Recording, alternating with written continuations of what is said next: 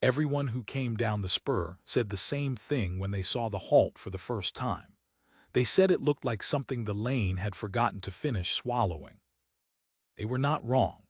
Ferris halt sat at the terminal spur of the Ochre Lane, past the last real station, past the last relay buoy that anybody serviced on a schedule, out where the lane charts stopped printing names and just marked the distance to the next place worth nomming.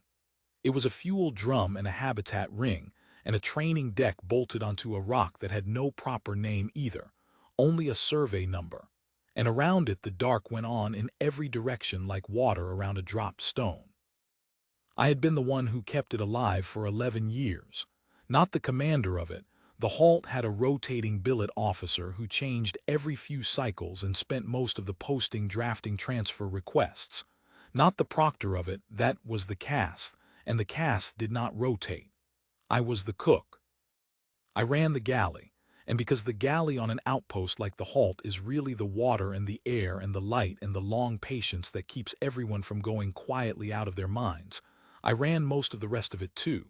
Water reclamation, the greenhouse racks, the number 2 scrubber, which had a fault the manifest called intermittent and I called Tuesday, because that was roughly how often it tried to die. My name was Yoni Marsh. On the outpost register I was listed as support asset, unrated, which in the language the cask used to run the place meant more or less ballast. I want to be honest about the drought before I tell you how it broke, because the drought is the whole reason the breaking mattered. 40 years. That was how long it had been since anyone posted to the halt had cleared the passage trial. 40 years of cadets shipped out here because they were the ones nobody upstream wanted, the reassignments, the near washouts, the odd-shaped ones who didn't fit a clean billet, and 40 years of those cadets failing the trial that was supposed to move them onward down the lane to real service. The halt did not filter promising trainees. It caught the sediment. And because it caught the sediment and produced nothing, the lane authorities had come, over those 40 years, to treat it as exactly what its numbers said it was. A place that consumed fuel and rations and produced no passes, a drag on the ledger, a rounding error they kept meaning to zero out. I need to explain the ledger, because otherwise none of the rest of this makes sense, and because the ledger is the thing the whole story is really about. The cask kept the lane, not owned it, kept it the way you keep books. They were a species built, as far as any of us could tell, entirely around the idea of measured capacity. A cask hatched, and within the first days of its life, a guild came and assessed it and fused a plate to the center of its chest, over the sternum, and stamped into that plate a load rating. A number that said, in their reckoning, precisely how much this individual could be trusted to bear. Cargo, responsibility, command, weight of every kind. They did not experience the rating as a bureaucratic fact the way we would. They saw it. A cask reading another cask read the plate the way we read a face, and the plate was truer to them than any face could be, because a face can lie, and the plate was assigned by the guild, and the guild did not lie. The guild measured. To be highly rated was to be believed before you spoke. To be low rated was to be doubted no matter what you did. And to be unrated, to have no plate at all, as no non-caste species had a plate, was to be, in the deep grammar of how they saw the universe, not a light load or a heavy one but no load ballast, the thing you carry only because throwing it overboard is more trouble than keeping it. That was me. That was every human. That was, for that matter, every cadet at the halt, because none of them were caste and none of them had plates. But the cadets were at least on the training register. They were rated by proxy by the outpost's own instruments, given a provisional standing that the trial existed to confirm or deny. I wasn't even that. I was support.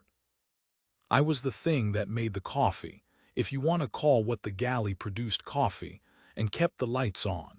And I was as invisible to Proctor Vescaln as the deck plating. Vescaln ran the trial. He had run it for longer than I'd been alive, I think, though it was hard to tell age on a cask. They went grayer at the plate as they aged, the stamp dulling, and his was dull as old lead. He was not cruel. I want to be careful about that because it would be easy to tell this and make him a villain, and he wasn't one, not the way you mean it. He was correct. Everything he did followed from the ledger with perfect consistency, and inside the ledger he was fair, scrupulously so. It was only that the ledger was wrong, and he could no more see that the ledger was wrong than a fish can see water. And so his fairness landed like cruelty on everyone the ledger had already decided against. I fed him too. He ate in the mess like everyone else at his own hour, alone, a paste I had to reconstitute from a cast ration brick that smelled like hot iron and old vinegar. 11 years I made that man his dinner, and he never once looked at me as anything but part of the room. I didn't hold it against him. On the halt you learned fast not to hold things against the ledger. The ledger didn't care, and the grudge only weighed on you. The batch that cycle was 5. I remember them the way you remember people you fed every day for a long stretch, which is to say more clearly than I remember most things. There was Ostrek, who was cast, which was rare for a halt posting, and told you everything about how far he'd fallen to be here. He had a real plate, a real rating, and it was a middling one, and he hated that it was middling with the particular fury of someone who'd been raised to expect better and would spend his life a hair under the line. He was the strongest cadet, physically, and the surest, and the most contemptuous, and he treated the halt as a humiliation that had been done to him rather than a place with other people in it. He didn't eat what I made if he could help it. He kept his own cast bricks. There was Ondu, an Osk, 6-limbed, chitin-plated, a heavy patient digger of a being who molted twice a cycle and spent the days after each molt soft and miserable and starving, because an Osk after a molt burns through everything it has laying down new plate. I learned early to hold back extra protein mash for Ondu's molt days. It cost me nothing, and it kept a 200-kilo being from getting desperate, and desperate is the last thing you want in something that size in a sealed can. There were 2 Thren, siblings or something near it, Vash and Sesk, tall and brittle-boned and quick, who spoke to each other in a language of scent as much as sound and moved through the outpost like a matched pair of shears. Thren ranked each other by pheromone, a living wet chemistry that changed with confidence and health, and the 2 of them were forever adjusting to each other and to Ostrak, a constant silent negotiation of who stood where. They were good cadets. They failed anyway. I'll get to that. And there was Rel. Rel was Thren too, but not of the pair, a lone one, the youngest of the batch, small for the species, with the underfed brittleness of someone who'd been last in line his whole life. His pheromone rank was the lowest in the room, and the 2 paired Thren never let him forget it. Not out of malice exactly, but because to a Thren rank is as visible as the cast plate, and you don't pretend not to see it. Rel had been shuffled from posting to posting on a trail of paperwork errors and near misses, always arriving somewhere he didn't fit and leaving before he could.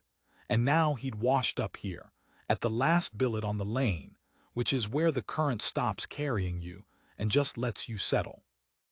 I fed Rel the most, and not because I pitied him. I don't feed people I pity. Pity is a poor seasoning. I fed him because he was the only cadet in 11 years who ever thanked me and meant it, who noticed the galley was a place, a person kept rather than a machine that produced, who asked me once early on how the scrubber worked, and then actually listened to the answer. He'd come down to the galley in the dead hours when he couldn't sleep and sit on the prep counter and hand me tools while I fought the number 2 scrubber, and we'd talk, or not. And it was the closest thing to company either of us had. So that was the halt when the audit notice came. It came down the lane on a courier drone, priority flag. And the billet officer, a tired cast named Tesh who was 3 cycles from the end of a posting he'd never wanted, read it in the command ring, and then came and found me in the galley, which he had never done before because officers didn't come to the galley. "They're striking the halt," he said. I set down the knife. Striking it how? Off the register. Non-viable. 40 years, no passes, negative return on the ledger. He said it flat, but his plate had gone a shade I'd learned to read in 11 years of watching Cass eat my food, a modeling that meant distress held very still. An assessor is coming. Lane authority. She'll confirm the numbers and decommission the outpost. The cadets get scattered to whatever billets will take them, which for this batch means nothing, means scrapped, means sent home marked as sediment for good. And the halt gets sealed and left for the lane to swallow the rest of the way. I thought about the number 2 scrubber. 11 years of fighting it every Tuesday, and the thought that surfaced, absurdly, was that no one would fight it after me and it would finally win. When I said, "The assessor arrives at the end of this trial cycle. She'll want to observe the trial as the last data point. Then she signs and we're done." He paused. "There's one more thing, and it's why I came to you and not the proctor. The roster came up short." "Short how?" "The trial requires a minimum entered count to be valid, an old rule, from when the halt was a real academy and they worried about small cohorts gaming the standing. 5 entrants minimum. We have 5 cadets, but the intake got fouled. Andu's molt cycle paperwork flagged him ineligible for this trial window on a technicality. No one has time to fight before the assessor comes. That drops us to 4. If the trial runs with 4, it's invalid, and an invalid final trial gives the assessor a cleaner reason to strike us, procedural failure on top of the numbers." He looked at me, and I understood before he said it that I was not going to like the next part. "The rule says any listed personnel may be entered to make the count." Listed personnel. That's you, Ione. You're on the register. Support asset. If I enter you, the roster is 5. The trial is valid, and the cadets get their real shot at passing before the end. I laughed. I couldn't help it. "You want to enter the cook in the passage trial." "I want the roster to be valid so that the 4 of them who might actually pass get the chance. You're a formality. You fill a line. No one expects you to do anything but be counted." He had the grace to look uncomfortable. "Vescalm won't like it." "Vescalm thinks I'm the floor," I said. "He's not going to notice a floor tile got a name added to it." But I said yes. Of course I said yes. 4 cadets got a real shot if I said yes, and one of them was Rel, and it cost me a line on a register I was already the ballast of. There are decisions that look like decisions, and there are decisions that are just the shape of who you already are, and this was the second kind. Vescalm did notice. He came to find me himself, the day after Tesh entered my name, which was its own kind of event. The proctor sought no one out. He stood in the galley hatch, filling it, his dull plate catching the light, and regarded me for a long moment with the flat attention of a being reading a document. "You have been entered in the passage," he said. "To make the count. I know what I am, proctor. I'm a line. You are unrated." He said it not as an insult but as a diagnosis, a thing that needed statting because it explained everything that followed. The passage measures capacity. You have no capacity to measure. You have no plate. There is nothing in you for the trial to read. You will occupy a gate, and the gate will register a null, and the null will be recorded, and this is acceptable because the count requires a body and you are a body. He paused. "I tell you this so you do not mistake your entry for opportunity. There is no version of the passage in which the unrated pass. This is not policy. It is arithmetic. I would consider it a discourtesy to let you believe otherwise." It was, I understood, the kindest thing he knew how to do. He was warning me off hope so the fall wouldn't hurt. Inside the ledger it was gentle. "Understood, proctor," I said. "I'll stay out of the way." He left satisfied, the matter closed, the ledger balanced. I went back to the scrubber. It was, as it happened, a Tuesday. The passage trial ran in 4 stages, which the cast called gates, and the gates were built the way everything the cast built was built, with total internal consistency and a complete blindness to anyone the consistency didn't fit. The gate of want came first.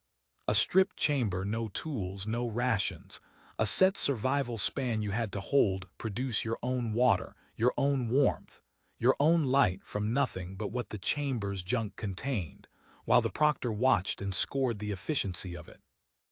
It was meant to test resourcefulness under deprivation, and for 40 years it had broken halt cadets, because the cadets sent to the halt were the ones who'd never had to make anything from nothing, who'd been rated low precisely because someone upstream had decided they lacked exactly this. And the gate confirmed the decision like a mirror confirms a face. The gate of load came second.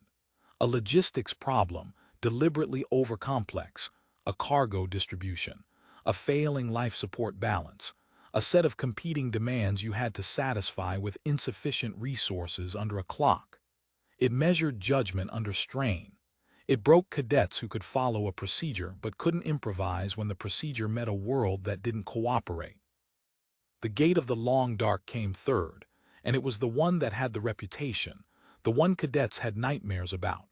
Isolation, sensory deprivation, a span sealed alone in the dark with your own hunger and your own mind and nothing else, endured until the span ran out or you broke and called for release, which counted as a fail. The caste had built it around what broke caste for a species that read worth in the constant seen presence of the plate, to be unseen, unread in the dark where no plate could be perceived was a specific horror, an erasure. It was the gate that filtered hardest. It was, though none of them knew it, the gate built most precisely to break a kind of mind that was not the kind of mind I had. And the reckoning came last. Not a task, a judgment.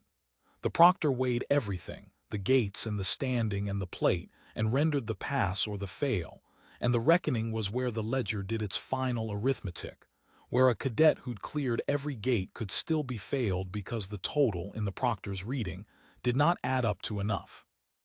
I watched the cadets grind toward it in the days before, and I watched them the way I'd watched cadets for 11 years, which is to say, I watched them get fed.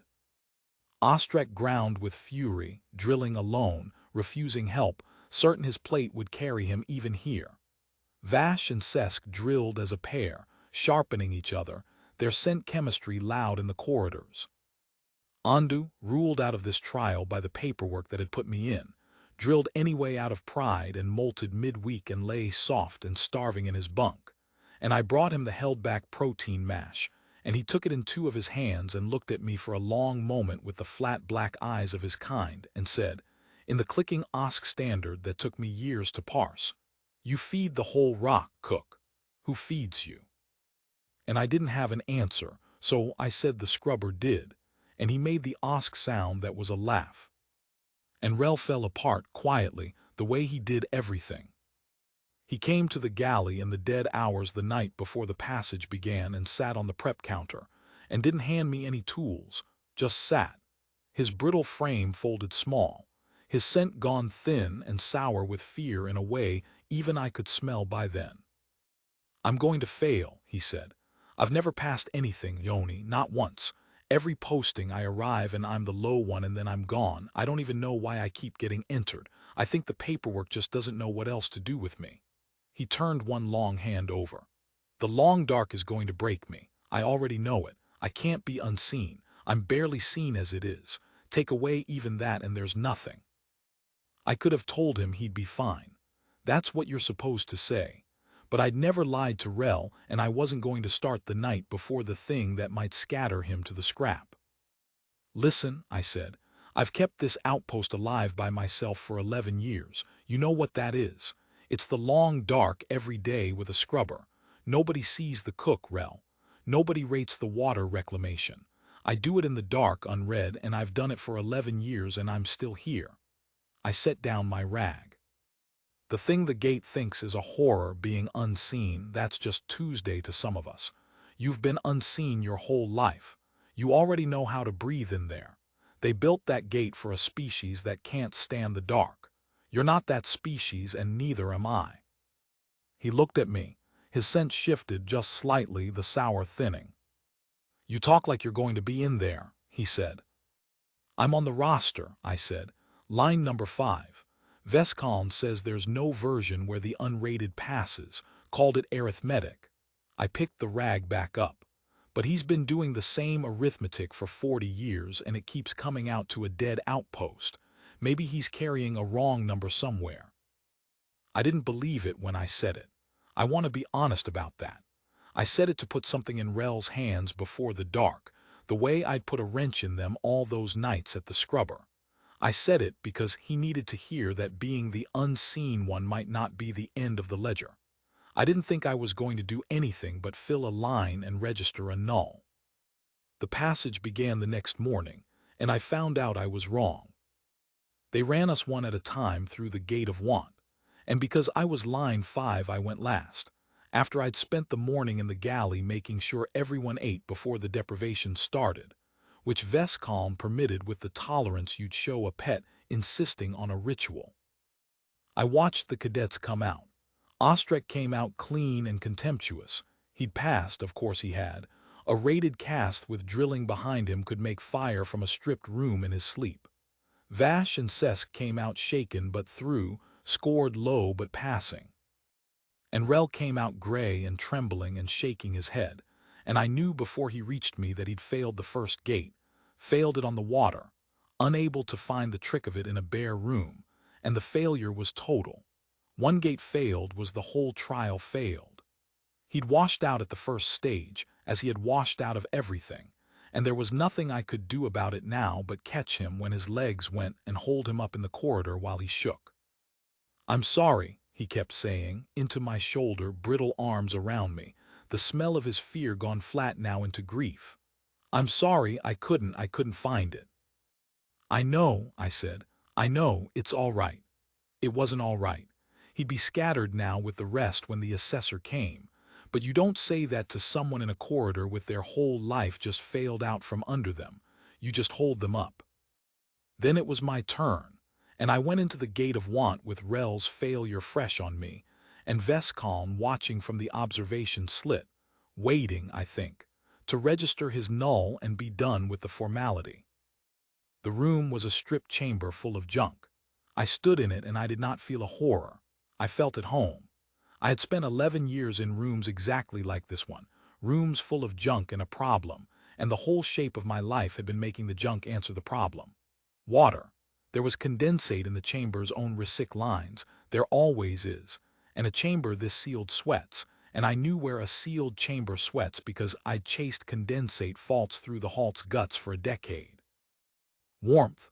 The junk included a dead servo, and a dead servo has a capacitor. And a capacitor has a stored charge if you're careful and a fool's death if you're not. And I'd rewired the galley's heating element off a scavenged capacitor twice when the supply chain forgot we existed.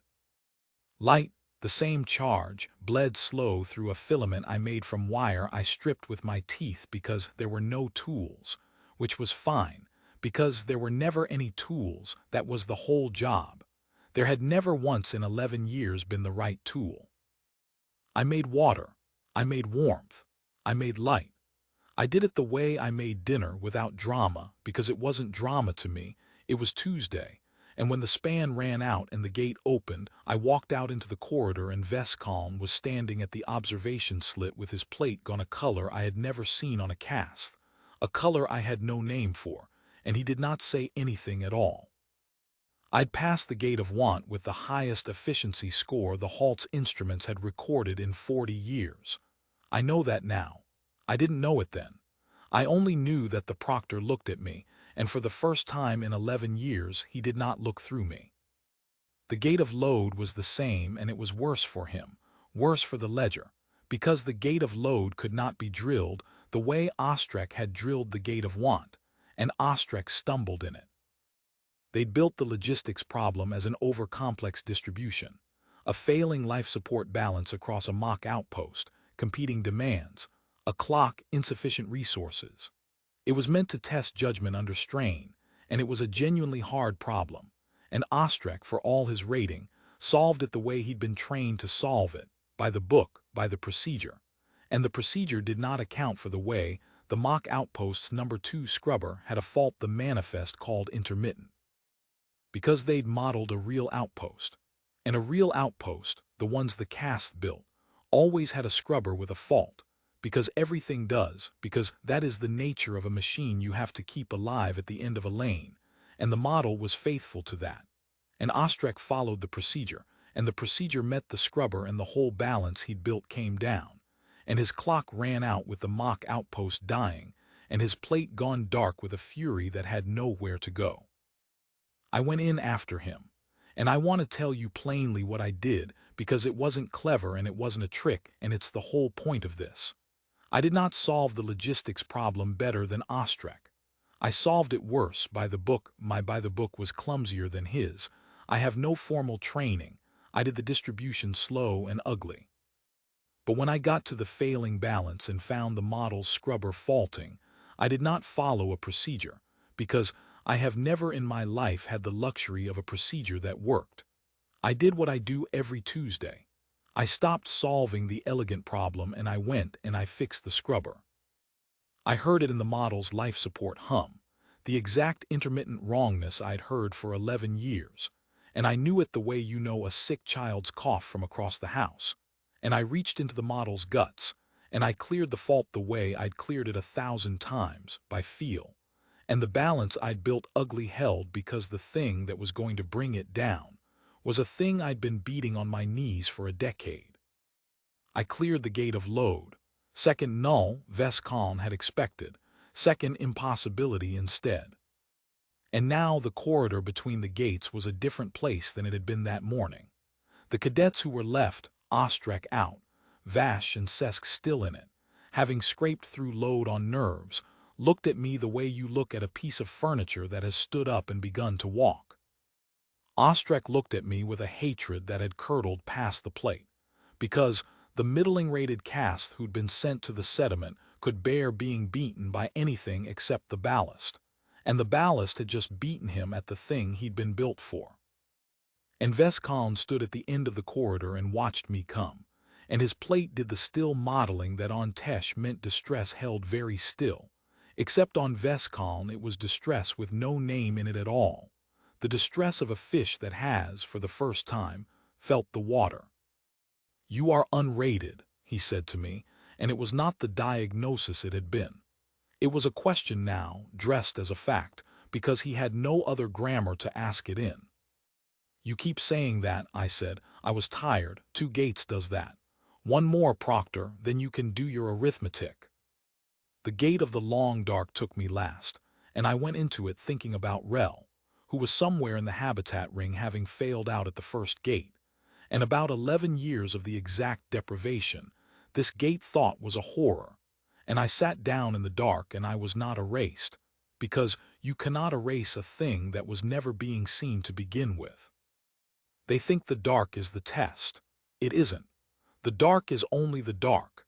The test is what your mind does to you in it, and my mind had had 11 years of practice being alone in a sealed can at the end of everything, unseen, unread, unrated, keeping the water running for people who'd never know my name.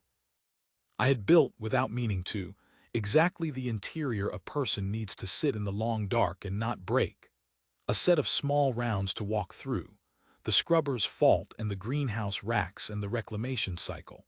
A whole outpost I could tend in my head with no light at all, because I'd tended it half-blind at 3 in the morning more times than I could count. The cast built the gate to strip a being down to nothing and find out if there was a floor under the nothing. For most beings there wasn't. For me, the floor was where I'd been living the whole time. I don't know how long I sat. Long. The span was longer than the reputation, longer than they told the cadets, a deliberate cruelty of duration. And somewhere deep in it, past the point where a cast or a thread would have broken and called for release, I heard, very faint, through the seal, a sound that should not have been there. Rel's scent language doesn't carry through a sealed door. But Rel, failed out, unable to help himself, had come and sat down on the other side of the gate of the long dark in the corridor, the way he'd sat on my prep counter in the dead hours, and he was talking to me through the seal. Low, steady, telling me about the scrubber badly, getting it wrong because he'd only ever handed me tools, but telling it anyway, hour after hour, so that the unseen one in the dark would know she was for once seen. He couldn't have known if I could hear him. He did it anyway. That's the part I keep. I came out of the long dark when the span ran out, and I was not broken, and Rel was asleep against the bulkhead with his voice gone, and Vescon was standing over him, looking down at the small failed Thren who had spent the longest span on record talking a cook through the dark, and then looking at me, and I watched a 40-year ledger try to balance an entry it had no column for. The reckoning was not a gate. It was the proctor and the total, and by rights the total was done. I had cleared all 3 gates cleanly, at scores the halt had not seen in 40 years. But the reckoning was where the ledger did its final arithmetic, and the ledger had 1 number left to carry. "You have no plate," Vescalm said. We stood in the reckoning chamber, he and I, and beyond the observation slit the whole outpost had gathered, cadets and Tesh and newly arrived on her ship, the assessor, a caste with a bright hard plate and a data slate, come to strike us from the register, watching now with an attention that had started as procedure and become something else. "You have cleared the gates. The instruments confirm it, but the passage does not pass the gates. The passage passes a rated being who has demonstrated capacity, and capacity for us is read from the plate. You have no plate. There is nothing for me to render a pass upon. The arithmetic gives me a cleared trial and no one to award it to." His plate was dark, and I understood finally that the darkness was not contempt. It was grief. He had spent 40 years certain, and the certainty was a thing he loved the way you love the ground under your feet, and I had cracked it, and he did not know how to stand. "So fail me," I said. "On the technicality, the unrated can't pass. You told me that on day 1. Balance your books, Proctor, it's easier." "It is easier," he agreed, and then he did not do it. He stood there in front of the assessor who had come to end us, in front of the ledger he had served for 40 years, and he did not render the easy fail, and I watched the fish, for one terrible moment, choose to look at the water. "For 40 years," he said slowly, "the halt has produced no passes. I have recorded this as the failure of the cadets. The ledger recorded it as the failure of the posting. The assessor has come to record it as the failure of the outpost and to strike it." He turned his dull plate toward the slit, toward the assessor. "But the outpost did not fail. The outpost is alive. It has been alive at the end of the lane, unsupplied and unregarded for 40 years on the far side of every reasonable expectation of collapse. Someone kept it alive. The ledger has no entry for who. The ledger reads the keeping as 0 because the keeper is unrated." He looked back at me. "I have measured capacity by the plate for the whole of my life. And I have stood in a room and watched an unrated being make water from a dead chamber and fix a scrubber the way one knows a child's cough, and endure the long dark past the span that breaks my own kind. Capacity was in the room the entire time. I could not read it because I was reading the plate. I was carrying a wrong number, and it summed every year to a dead outpost, and I called the sum arithmetic." His voice did not change, but the plate did, going through a color I still have no name for. "I will not render the fail. The arithmetic is wrong.